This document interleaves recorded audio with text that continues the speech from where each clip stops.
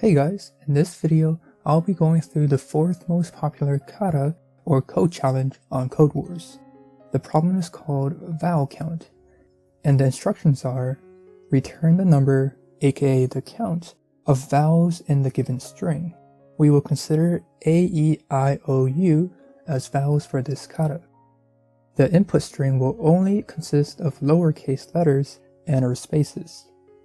So the instructions are fairly straightforward, but even though it's emphasized that only lowercase letters will be expected, to give ourselves a little challenge, let's assume that uppercase letters can also be used in the input string.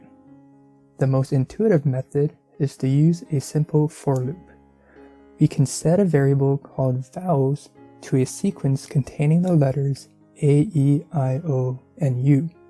In this case, let's use a string because strings are a type of sequence in Python. But feel free to use other sequence types instead, like a list, tuple, or set.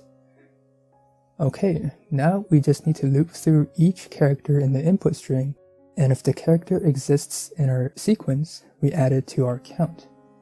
Because we're assuming uppercase letters may appear in the string, we need to make sure our comparisons are also case insensitive.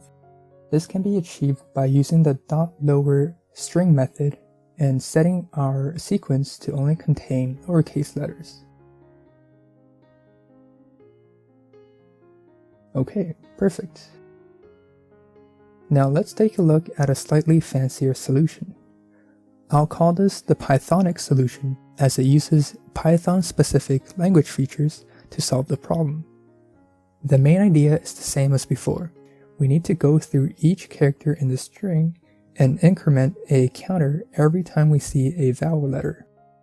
However, this time we can take advantage of Python's built-in sum function and Python's unique generator expressions. If you're not familiar with generator expressions, just know that they're essentially list comprehensions without the square brackets. Notice this time I used a different way of achieving case-insensitive comparison. If we set our sequence to cover both lowercase and uppercase scenarios, we won't have to use the .lower string method like before. Alright, and that's it. Please let me know if you would like more in-depth explanations for topics like generator expressions. Feel free to leave any questions you have in the comment section below, and remember to like and subscribe for the next Codewars challenge. Thanks!